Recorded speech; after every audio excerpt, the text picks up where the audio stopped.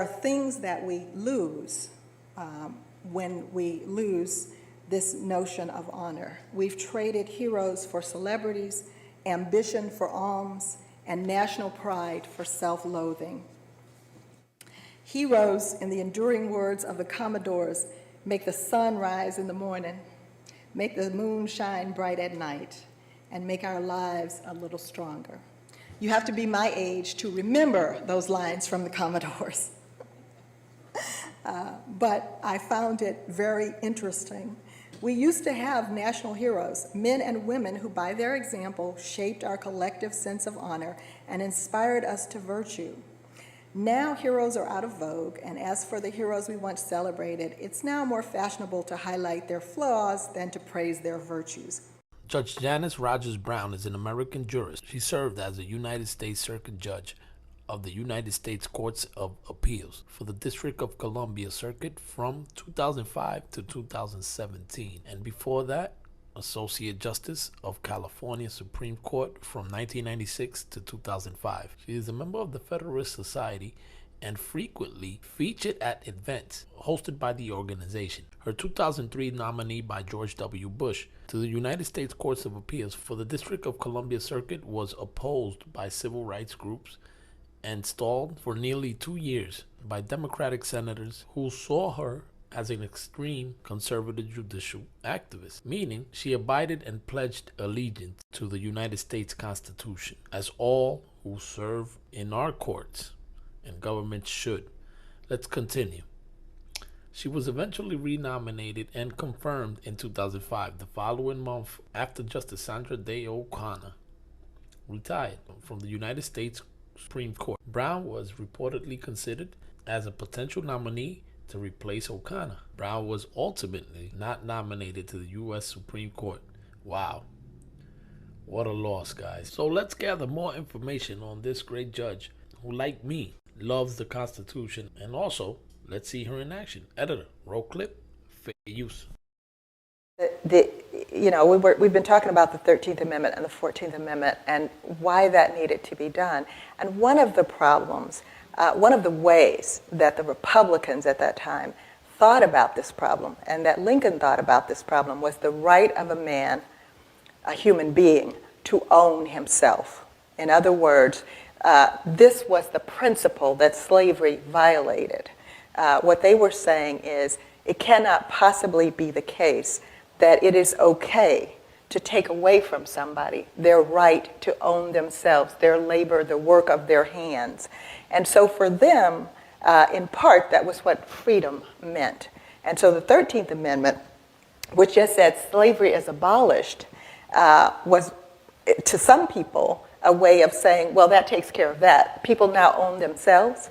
They have the right to contract. They said what those rights of citizenship were then. So, right, to make contracts, to own your own property, to do as you wanted to do. Now, a lot of other things they left out of that because they considered them not to be civil rights, but political rights or social rights. So they distinguished that. They had a very clear line on economic rights. And so that was one of the things that they included, I think, in privileges and immunities.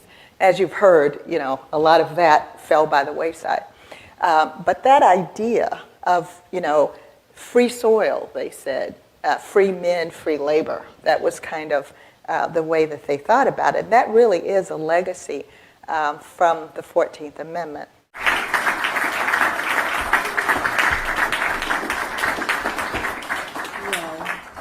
Thank you so much.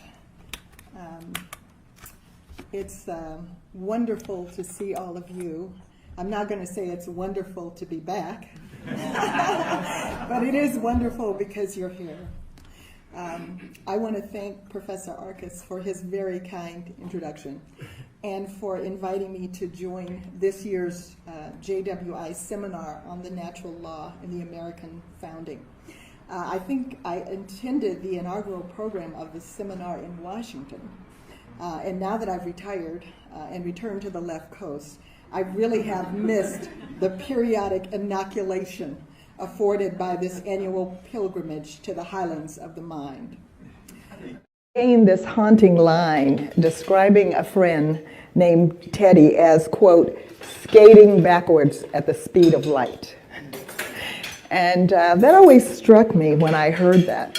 So I was thinking, now in the fable year 2020, we begin to sense that our addictions, as destructive as they are, may be the least of our problems. We are unquestionably moving backwards in our politics. And the velocity is frightening. But I think a better analogy might be moonwalking into madness. For those of you who are too young to have seen MJ in action, I'll tell you that moonwalking is a dance move in which the dancer creates the illusion of moving forward while actually gliding backwards. And that posture, that illusion of progress, when what is really happening is destruction and devolution, seems to me the perfect visual depiction, not only of the direction of American democracy, but the trajectory of Western civilization generally. America became a beacon to the world because of its commitment to freedom. It became a pariah for the same reason. Our foundational text embodied a new idea of political freedom. Henry Jaffa has contended that the American founding limited the ends of government to enhance, quote, the intrinsic possibility of human excellence. The idea that through the great Western canon, from the philosophy of Athens, the revelation of Jerusalem, the Enlightenment in London, to the political society formed in Philadelphia, true goodness could be grasped. Western civilization arguably reached its apogee in Philadelphia in 1776. Consider what the late Leszek Kolakowski posited as probably the most famous single sentence ever written in the Western Hemisphere.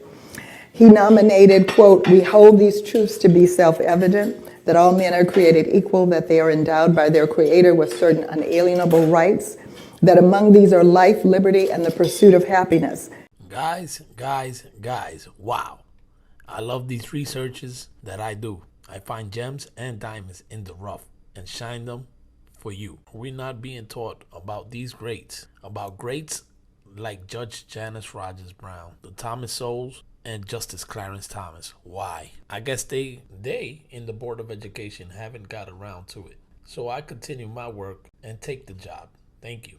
It's Jose, your regular Joe Blow, keeping an eye out and my ears open to bring you more and more about the greats not talked about, the unpopulars to mainstream. So let's continue. Thank you, Judge Janice Rogers Brown, for the love and great service to this country. America stands with you. Full salute. Guys, do your own research. Thank you guys always for your support. Drop a comment and subscribe. Also, share. And don't forget, stay free.